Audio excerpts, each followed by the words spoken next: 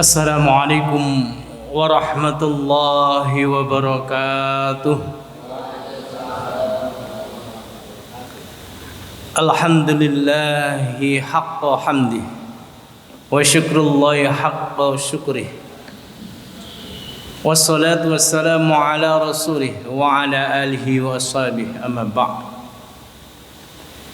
Jemaah salat Isya dan salat tarawih rahimakumullah. Syukur senantiasa istiqomah kita panjatkan nikmatnya yang sampai saat ini malam ke-25. Nah, Allah tidak sedikit pun mengurangi nikmat yang diberikan kepada kita. Sungguh ini menjadi hal yang enggak pas ya. Kalau kita semakin mendekati akhir dari bulan Ramadan ini tidak menyungguhkan diri kita dengan mengikuti apa yang Rasulullah sallallahu alaihi wasallam contohkan. Bapak Ibu jamaah rahimakumullah, mari kita sedikit ya ngintip.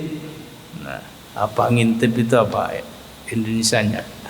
Ya, kita mengintai. Mengintai itu tidak banyak. Mengintai apa? Mengintai sahabat Rasulullah sallallahu alaihi wasallam yang sudah jelas surganya insyaallah. Nah, ini kita intip dari percakapan Rasulullah dengan malaikat Jibril. An Umar qala an-nabiy sallallahu alaihi wasallam li Jibril qala sifli hasanatu Umar qala walau kanal biharu midadan wasyajaru aqlaman fama hasartuha semaqala sifli hasanatu Abi Bakri qala hasanatu Umar min hasanati Abi Bakrin. Jemaah rahmakumullah. Nah, ini sumbernya dari Umar bin Khattab. Nah, sahabat yang ditanyakan Rasulullah, qala Nabi li Jibril. Nabi berkata kepada Jibril. Nah, qala yang dikatakan Rasulullah apa? Wahai malaikat Jibril, sifli hasanatu Umar, beritahukanlah kepadaku kebaikan sahabat Umar itu berapa sih? Ini Nabi kepingin tahu, matur kepada malaikat Jibril. Qala malaikat Jibril memberitahu kepada Rasulullah, walau kanal biharu midadan, walaupun lautan itu dijadikan tinta, wasyajaru aqlam, dan pohon-pohon itu sebagai penanya, fama hasartuha, maka tidak cukup untuk menghitungnya, tidak bisa. Nah, ini kebaikan sahabat Umar. Kemudian Rasulullah penasaran lagi, wahai Jibril, sifli hasanatu Abi Bakrin, beritahu seberapa banyak kebaikan-kebaikan Abu Bakar. Qala, malaikat memberitahu kepada Rasulullah, hasanatu Umar, kebaikan-kebaikan sahabat Umar bin Khattab, ya. An hasanati Abi Bakrin, satu dari kebaikan-kebaikannya Abu Bakar. Sungguh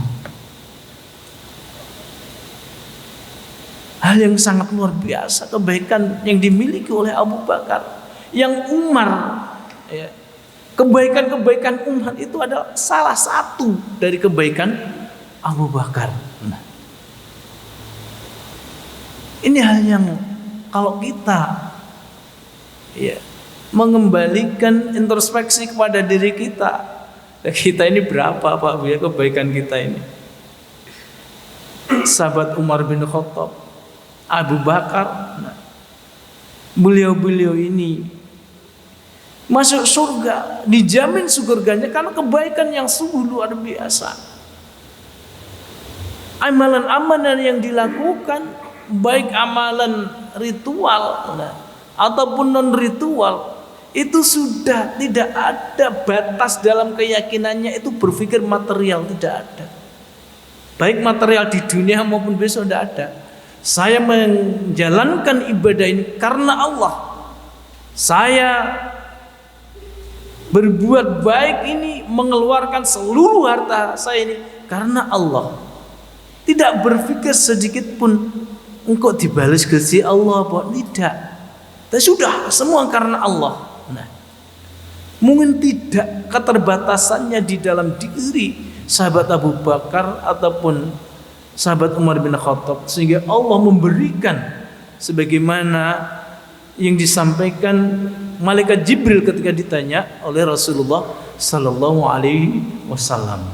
Nah, itu Bapak Ibu jamaah rahimakumullah ya. Ini buat perenungan kita ya. Yang kita ini amalannya itu nah, tidak ada apa-apanya.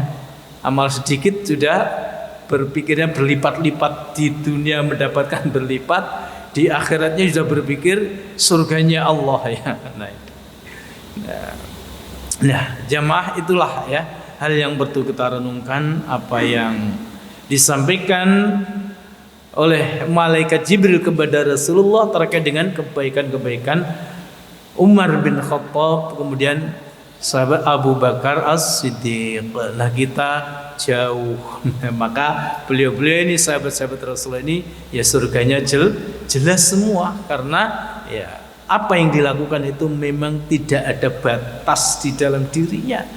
Nah, batas apa? Ya batas pemikiran balasan baik dunia maupun akhirat. Walaupun Allah, walaupun Rasulullah itu sudah menyampaikan kalau membaca La ilaha illallah wallahu akbar sehari 100 kali, itu kita akan dijaga atau menjadi perisai diri kita dari godaan setan ataupun godaan manusia ataupun ya bala ataupun mara bahaya terhadap diri kita.